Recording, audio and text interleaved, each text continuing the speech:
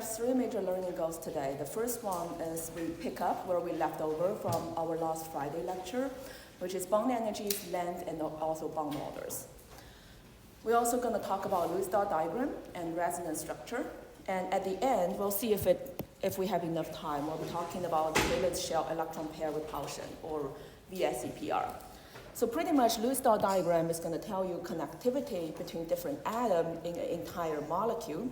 And valence shell electron pair repulsion, or VSEPR, is going to tell you, well, it's going to give you a rough estimate on what your molecule looks like. So before we jump into today's topic, a quick review on what we talk about, which is classical bonding theory in our last Friday's lecture. Again, these are classical bonding theory, just what we are saying. We learned quantum mechanics, and we know the electrons are not just pure particles. But here is one of those scenarios that we know all models are wrong, but some are useful. So that's why having classical bonding theory in the back of our mind is also going to be helpful for your future chemistry learning.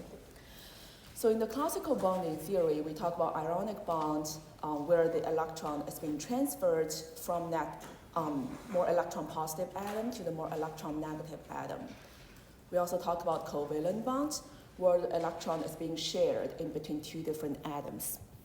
So the idea in covalent bonding is effectively you can have two nucleus with positive charge repel each other, and the shared electron in between those nucleus are acting as more or less a glue to hold your molecule together.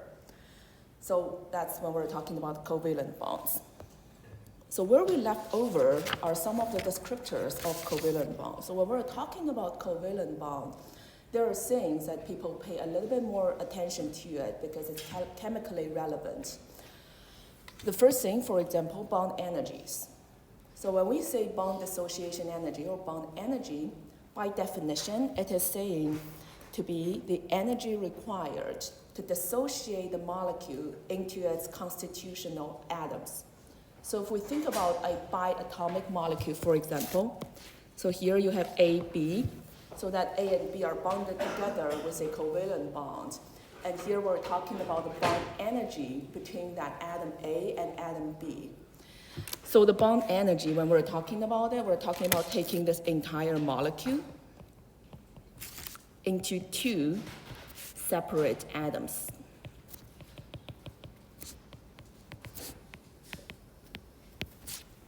Right, so that's by definition what bond energy is when people are talking about it. Or if you want to calculate the energy, it's pretty much a thermodynamic process. You're calculating the energy difference between products, which are your constituent atoms. So in this case, it's energy of atom A and energy of atom B, so that's your product, minus reactant, which is your molecule, minus that entire molecule. So that's a definition of bond energy. Typically, bond energy are pretty reproducible. When we say reproducible, means like, say, if you have a CH bond, its bond energy doesn't change, whether it's in benzene or in methane. So depends on what kind of molecule you have. So these CH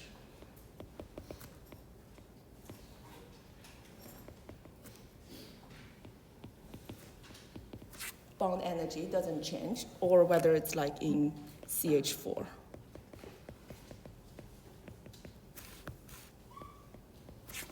So that's when we're saying the bond energy doesn't change. It's pretty much reproducible. The other criteria we talk about chemical bond is bond length. It's pretty intuitive, right? Bond length, that's just talking about the distance between the nuclei of two atoms. Again, like what we talked about before, bond length itself is pretty reproducible. Means the bond length of the same kind of covalent bonds almost doesn't change in different molecules. So I'm going to use the same example here. Say if we're looking at the CH, or the carbon-hydrogen distance. So in methane, the CH distance is 1.09. So that means if we draw out methane, all the CH distance is about 1.09 angstrom. If we look at something with a double bond, it's the same idea. So all these CH distance is about 1.09 angstrom in ethane and also in methane. And then we have benzene. So in here, each of these dots are actually a carbon atom. Again, even in benzene, where you have a very different molecular structure, the CH bond length and bond energy pretty much remain the same. That's when we're talking about these properties are pretty much reproducible. All right, it only depends on what kind of atoms they're bonded together. It is affected a little bit by other substitutions or by other groups neighboring to it, but it's pretty much staying the same. And qualitatively, we talk about bond length and bond energy are related when we are having shorter bond lengths. Qualitatively, it makes it has shorter, larger bond energy because the two atoms are closer to each other. It's not very quantitative and don't rely on it too much. All right. We can also estimate the bond length based on the periodic table, just a little bit, not too much. So in this case, let's just use the XH. So X is just any main group element, and its bond length with hydrogen. You can estimate that bond length if you know the neighboring elements.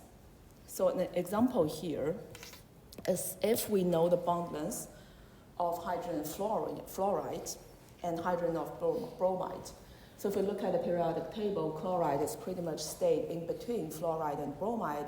It's also a halogen. So when we're calculating the bond length here, you can just do the average of these two bond lengths. So this one is for HF. This one is for HBr. By taking the average, you can estimate the bond length of the hydrogen chloride bond. Or we can write it like DHCl is roughly equals to DHF plus DH bromide over 2. That's roughly equals to 0.91 angstrom plus 1.42 angstrom over 2. That gives you about 1.17 angstrom. It's not a very accurate estimate, but it's a nice tool when you're asking to estimate some random bond length when you're knowing the neighboring. All right. And the last topic here is bond order. So on top of bond energy and bond length, so now the bond order describes the number of shared electron pairs between two atoms. So here we have our single bond, double bond, and triple bond. So again, in classical bonding theory, remember we're talking about electrons are being shared between two atoms that glue the atoms together. So if you have more electron pairs that's being shared, you're expecting it to have higher bond order, and consequently the atoms are being held together a little bit better and leads to shorter bond length and also higher bond energy. So if we have single bonds, we have just two electrons being shared here in that one line we're drawing. While you're having double bonds, pretty much saying you have two different pairs, two pairs of electrons being shared in between atoms. And triple bond, consequently, you have three pairs of electrons shared in between the atoms. And again, the more electron you have in between the two nuclei, the stronger that force is to hold those two nuclei together. So single bond, double bond, triple bonds, we're having higher bond order, we're having shorter bond length, and larger bonding energy. Right? How are we doing here? Okay, so that's just to make up our last Friday's lecture. And now we're ready to move on to talk about Lewis dot diagram. So Lewis dot diagram gives you a good depiction of the structural formula of molecules. So when we write the constitutional formula, for example, CH4, right, so we start from CH4. how do we know the connectivity between the atoms? How do we know which atom binds to each other? So Lewis dot diagram is a set of rules we use to tell you about connectivity between these main group atoms. So we pretty much only use Lewis dot diagram for main group elements. At least in this class, we'll only be talking about Lewis dot diagram for main group elements. There are some rules talking about Lewis dot diagram. So I'm going to go over some of the terminology we'll be using when creating the Lewis dot diagram first. And then we'll go over a detailed procedure in how to draw the Lewis dot diagram. And at the end, we'll do some examples together. So at the beginning, some of the terminology we're going to be using when creating Lewis dot diagram. First thing, valency. When we say valency, basically we're talking about how much unpaired electrons are there, or the number of covalent bonds an atom can form. So when we're forming the covalent bond, the atom wants to gain the noble gas configuration, right? So either it's losing electron to gain the noble gas configuration, or it's gaining electron to gain the noble gas configuration. Nevertheless, so when we're talking about valency, it can gain or it can lose electrons to achieve that noble gas configuration. So if we take the period 2 elements as an example, we can write out, say, their valency for different atoms. So when we say monovalent, means that element can gain or lose an electron to reach the noble gas configuration. So for sodium, it can lose one. Am I talking about the, wait, that should be lithium, I'm sorry. So for lithium, it can lose one electron to gain a noble gas configuration. Or, for example, fluorine. It has 7 valence electrons. It can gain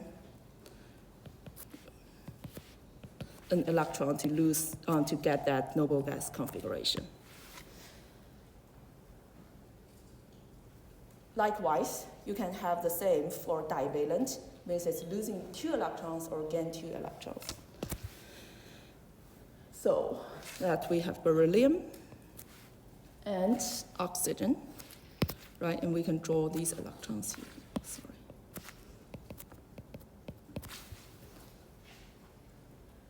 And likewise, you can do so for trivalent and tetravalent. For trivalent, we have boron and nitrogen.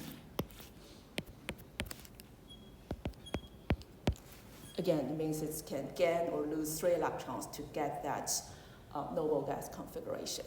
And for tetravalent, we have carbon. It's qualitatively like what we were talking about when we're counting the valency. It's talking about the number of unpaired electrons. These are just 2 different concepts, has different physical meaning, but they just happen to have the same number here. So remember in quantum mechanics, when we're talking about unpaired electrons, we're talking about the number of electrons with different spin in different atomic orbitals. So that's the first concept, which is valency. We talk about number of unpaired electrons and how much electrons that atom can gain or lose if you want to reach the noble gas configuration. Second topic here is the octet rule. So the octet rule basically tells you hydrogen wants to get 2 electrons to reach the noble gas configuration of helium. P block element, alternatively, wants 8 electrons to get noble gas configuration. Again, we'll be focusing on the main group element, not transition metals in this case. So there is a nice neat formula for us to calculate the number of shared electron pairs in a given molecule. So the equation is going to be 1/2 times 2 times number of hydrogen plus 8 times number of P group atoms. So this part you can also imagine as a noble gas fantasy.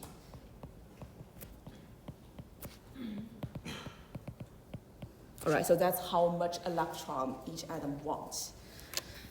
And minus number of electrons available.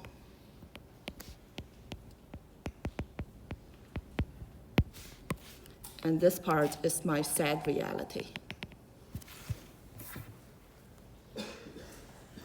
So by doing that calculation, you can get the number of shared electron pairs. So what does that mean? Let's just look at it in actual examples and see how to use it. Sorry. I'm just going to copy paste this down so you know what we're using here.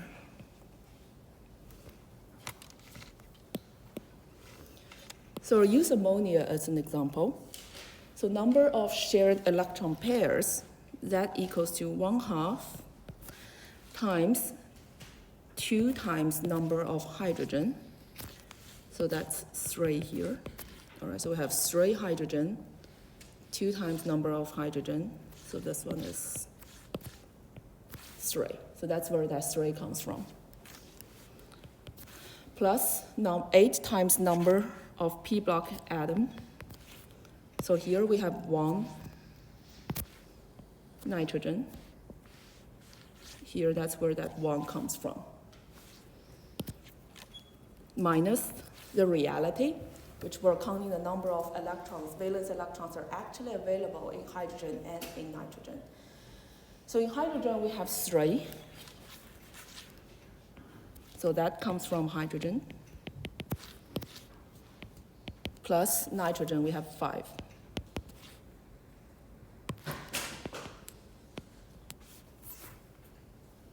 Right, and do that calculation. That's 6 plus 8 minus 8 and times 1/2, you get 3. So that tells you there are 3 shared electron pairs in your ammonia atom. Or when we draw it out, the loose dot diagram, we have NH3.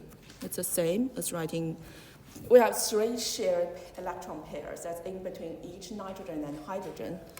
So what we have is NH, NH, and NH. Here we have that lone pair. So here are the 3 shared electron pairs. And these unpaired electrons are lone pair.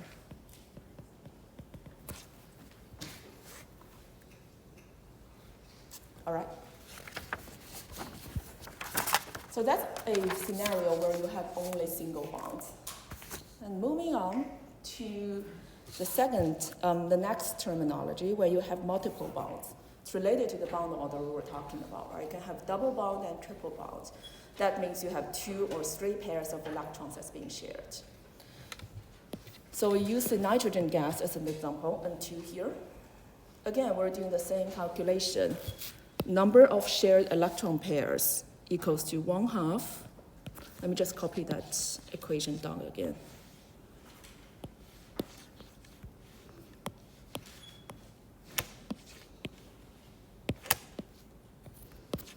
That's 1/2 times number of hydrogen, we don't have any, plus number of 8 times p atoms, that we have 2, and minus electron available. So here we have 5 times 2.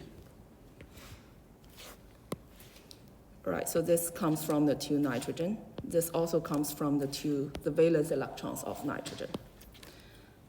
And do the calculation. You have 16 minus 10 divided by 1/2, we have 3. So for N2, your nitrogen gas, the total number of electron pairs that's being shared is 3. Means we have a triple bond in between the 2 nitrogen atoms.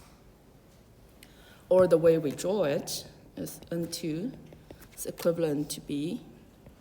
Nitrogen triple bond to itself and with 2 lone pairs. So again, the unshared electron pairs are called lone pairs. And then in between, we have a triple bond.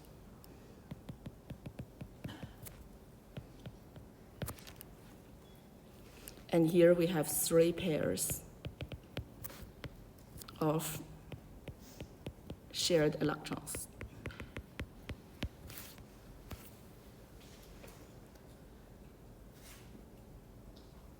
All right. The next concept we want to introduce is called formal charges. So let's use the carbon monoxide as an example here. We'll do the same using the octet rule to find out the number of shared electrons. So again, I'm just going to paste it here. Whew. Okay, here we go. Shared electron gives you 1/2 times 0 plus 8 times 2 minus carbon, that's 4, plus oxygen, that's 6. And we have 3. So likewise, we can talk about carbon, triple bond to oxygen with lone pairs to make the octet rule. So that triple bond comes from calculation of the octet rule. So apparently here we have a problem. So when we say where that problem is, if we draw a line in between that triple bond here, on the carbon end, just put it in the middle. On the carbon end, we have 5 electrons, which is 1 more than neutral carbon. And on the oxygen end, we again have 5 electrons, which is 1 less than neutral. So that means my carbon and oxygen will now have formal charges. They're not real calculated electronic charge. They're formally there to balance your Lewis dot diagram. So for carbon, we have 1 more, so it means the formal charge on there is -1. For oxygen, we have 1 less, so the formal charge on there is +1. And your formal charge needs to add up to the total charge of your molecule. So your carbon monoxide is a neutral molecule, so the formal charge needs to add up to be 0. All right? So now we're ready. We know all the terminology to create a valid Lewis dot diagram. And let's look at the actual procedure you should be following if you're drawing the Lewis dot diagram yourself. So here we're going to use the NOCl3 as an example.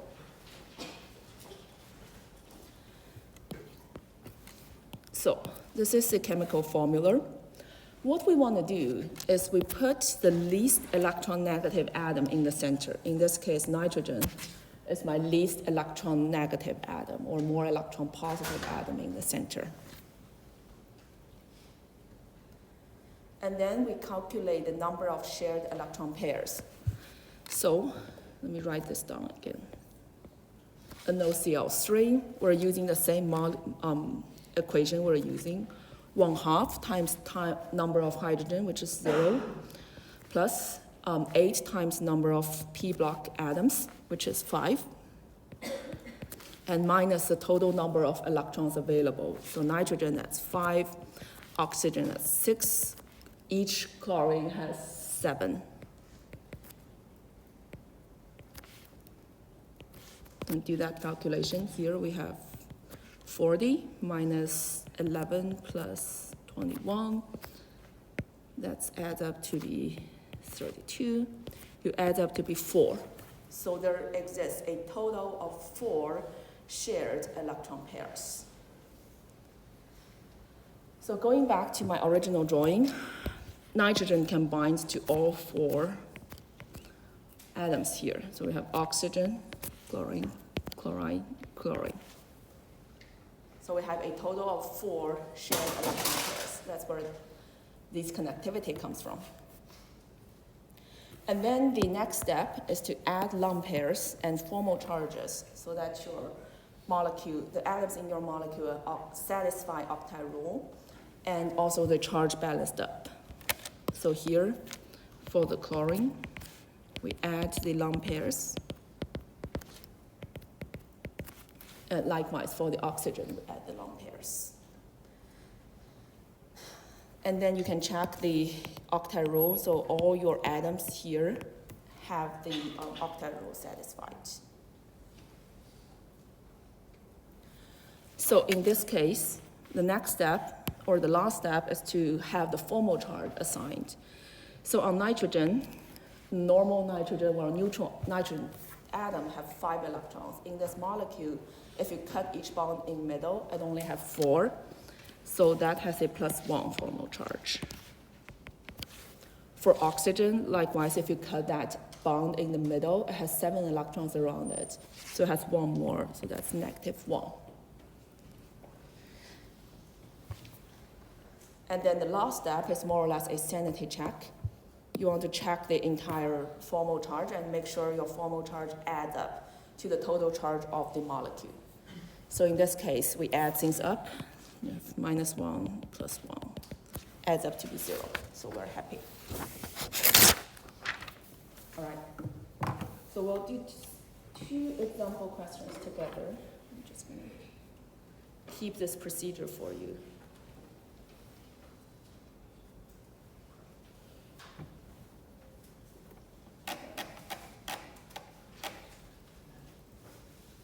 I'll just keep that procedure for you, and then we can do 2 examples together. For here, again, when we're following the procedure, first thing we do is we put the most electron negative atoms in the middle, which in this case is boron and my nitrogen. And the way I draw it means my boron and nitrogen are binded together. So what we have is nitrogen and boron in the middle.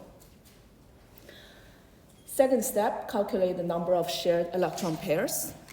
So that's 1/2 times 3 times 2, that's for the 3 hydrogen, plus 1, 2, 3, 4, 5 times 8. That's for the D block elements, minus the number of electrons available. So we have 3 from hydrogen, 5 from nitrogen, 3 from boron, and then 7 times 3 from the 3 fluorine. You can do that calculation here. It's 6, 48, 8, 13. You see, I stayed in the United States too long. I can't do math anymore. But 8 minus 10, 21. So 24, 32.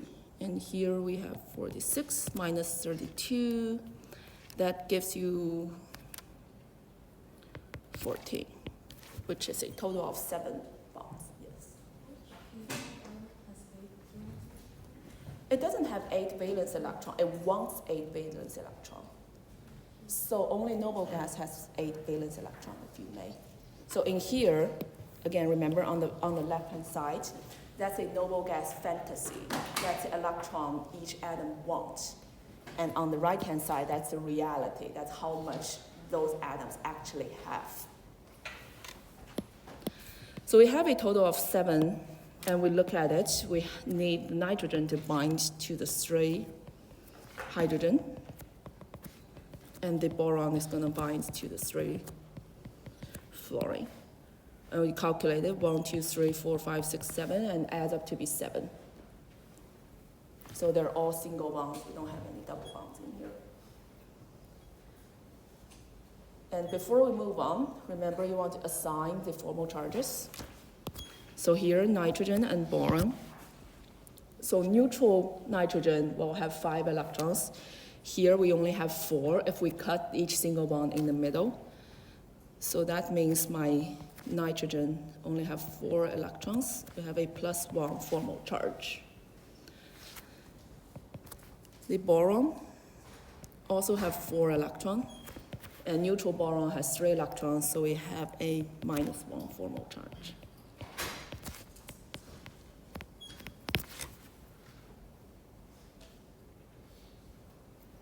All right. Okay. I'll do another example here, which is an anion. Means this entire molecule has a -1 charge on there. Again, what we're doing is we put the least electron negative atom in the middle. So we have C, C. They must be binded to each other. And somehow we have hydrogen, hydrogen. Well, I'll leave it later when we finish the calculation. The next step is calculate the number of shared electron pairs.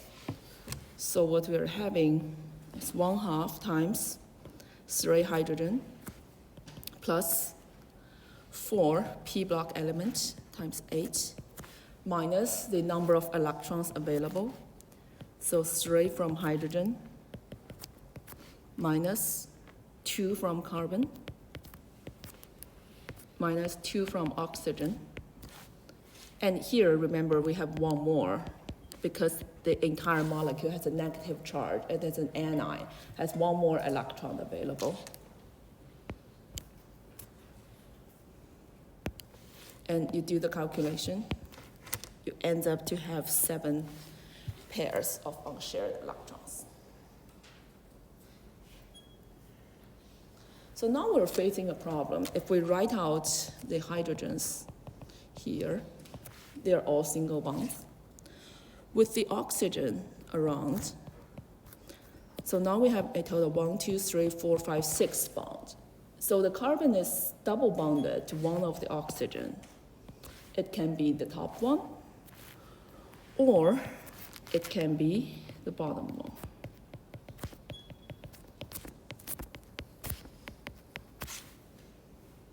And before we move on, let me just add the lone pairs and formal charges to make it balanced. So my oxygen has one more electron, and my entire molecule has a minus charge, which is happy. Likewise here.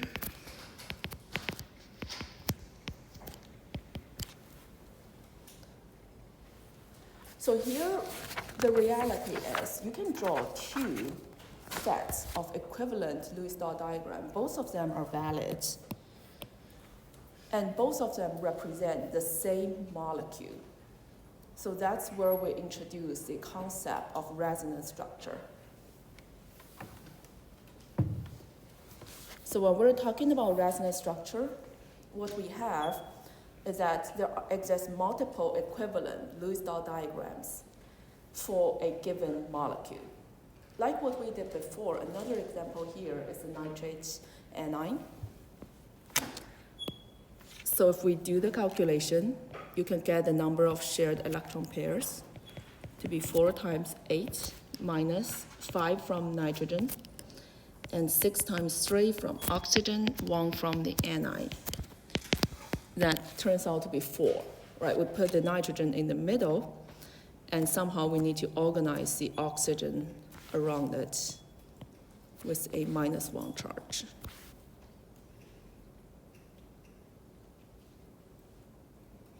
So in this case, if we add the bond here, you can choose to add it here. We have minus, minus, plus 1 in the middle. It adds up to be -1. Or there are 2 different ways you can draw that structure.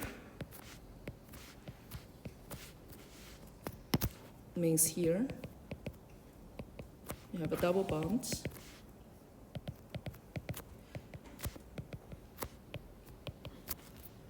And likewise.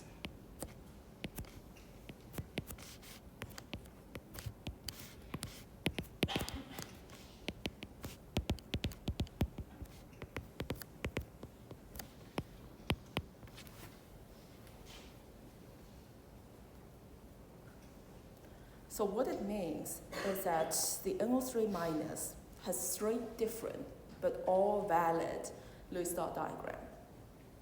means it has 3 resonance structures. So when we see resonance structure, we use this double headed arrow to represent the relationship between 2 resonance structures. So one common misunderstanding here is that your nitrate, even if it has so many resonance structures, the reality is it doesn't oscillate between these resonance structures. So in reality, there's only one structure representing that one molecule. It's just because in classical bonding theory, we don't have the concept of partial bonds. That's why you have the Lewis dot diagram and resonance structure working together. So in reality, all of the 3 NO bonds in your NO3 minus are 1.24 Armstrong. So that's in between a pure double bond and a pure single bond. So for example, in a pure NO double bond, the bond length is expected to be 1.18 Armstrong. A pure NO single bond, the bond length is expected to be 1.43 Armstrong. Where in our NO3 minus, they're all in between double bond and single bond. So all 3 bonds will have the same length of 1.24 Armstrong, which is in between a single bond and a pure double bond.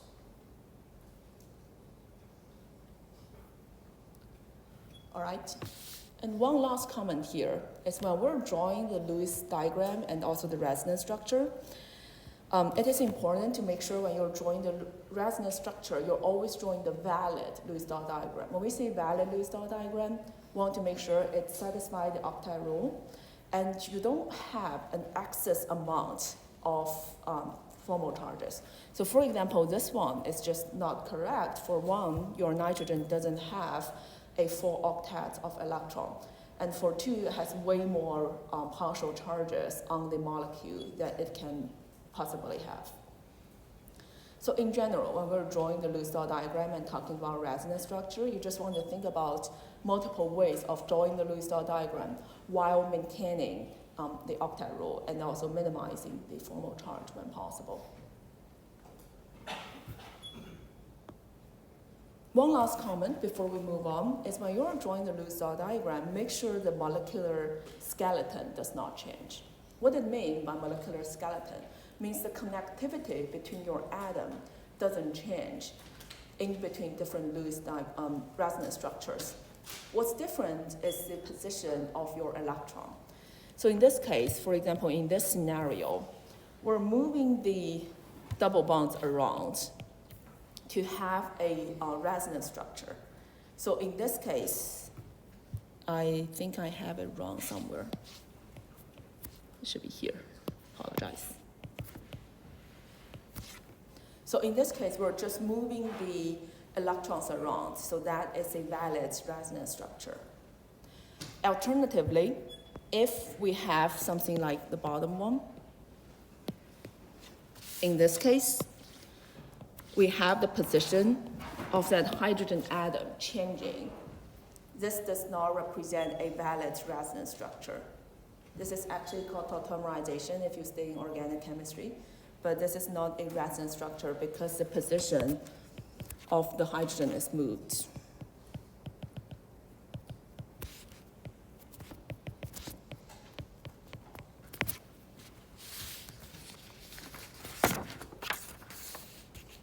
Right? How are we doing with this part?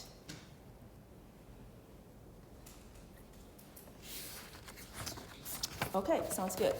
So I only have 10 minutes left, so I'll just do some resonance structure practice with you. We'll save the VSEPR for our next lecture. So let's just do some resonance practice together.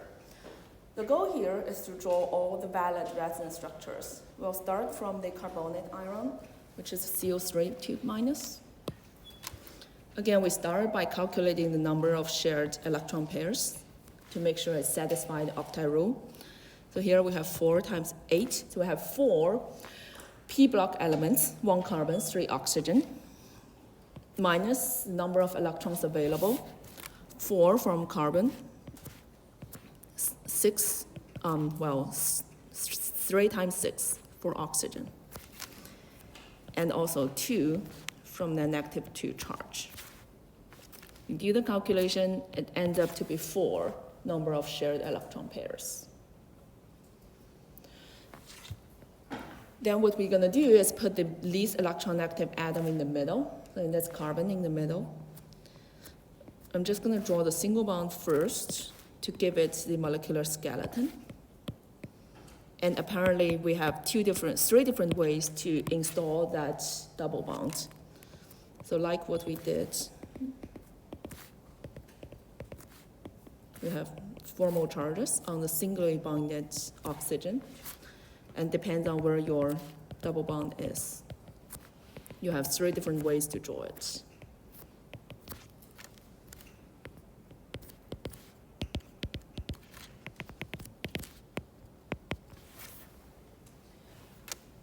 And these are resonance structure, so we use that double-sided arrow to connect them. All right. 2 more examples here. This one is a little bit more challenging. This one is the CH2NN. If we do the calculation, you have 1/2 times 2 times 2 for hydrogen minus 3 times 8 for 3 p block elements minus the number of electrons available, 2 from hydrogen, 4 from carbon, 10 from nitrogen. And that's a neutral molecule, so it adds up to be 0. We end up to be 6 shared electron pairs. So we put the least electronegative atom in the center, which is carbon. And then here, let's bind it to nitrogen and another nitrogen. And the connectivity looks like that. So the way I give you the molecular formula always reflect to relative connectivity, but then you need to figure out the bond order and lone pairs and everything. So here, if we think about it, we have a total of 6 bonds. So here we have 1, 2, 3, 4. We have 4 chemical bonds. So one of the possibility here is you have 2 double bonds in between the carbon-nitrogen, in between the nitrogen-nitrogen. So in that regard, let's count the valency, right? Hydrogen is happy, carbon has the octet of electron, it's happy, middle one is happy, and the end one, when we add the lone pair, it also have the 4 octet, it is happy. We add in the formal charge. Here in the middle, nitrogen will have 4 electrons, and the terminal one has 6 electrons. So we have a formal positive charge and formal negative charge on the nitrogen. And well, I guess this is easy class enough for some people. But anyway, let's continue working on it. We can potentially, yes? How do you know you're not like that? How come you can't put it like H is over here and it's over here? Right, so the way I know how to draw it like this, it's given in the molecular formula, right? So I have H2 connected to carbon, carbon connects to nitrogen, nitrogen connects to another nitrogen. I'll make it specified. It's like, where is your skeleton looks like? Just add the lone pair and the double bond and triple bond to satisfy the octet rule. But that's a very good point. Yeah. Isn't that supposed to be 2 times C plus 2 times A? Sorry, what's the question again? No, it's just the equation, the 1/2 times 2. How do you get 6? It's not. Oh, the total calculation here? Yeah, I'm just saying it's like 2 times C. So 4, 24, and, well, sorry, this one should be plus. And let's see. My math is bad enough now, so don't challenge me with a math question. And we have 16. That's 12 divided by 2, that's 6. Okay. All right. Anyhow, before we move on, we have one more loose dot diagram I need to show you. So again, the connectivity is the same. And there are different ways to draw it. We can also potentially have a triple bond in between the nitrogen-nitrogen. We can't have a triple bond with the carbon, otherwise it's going to exceed the octet rule. And here, if we look at it, on the carbon we have a lone pair that has a formal minus charge. And at the, no, this one is happy. And for the middle one, again, we have a formal positive charge. And we have a resonance structure connecting them. All right? So, do you have any questions? I have one more practice, but I think you can work on it yourself. I have the answer key posted. Okay, well, I guess good luck and check your midterm exam. Let us know if a regrade is requested. All right, bye.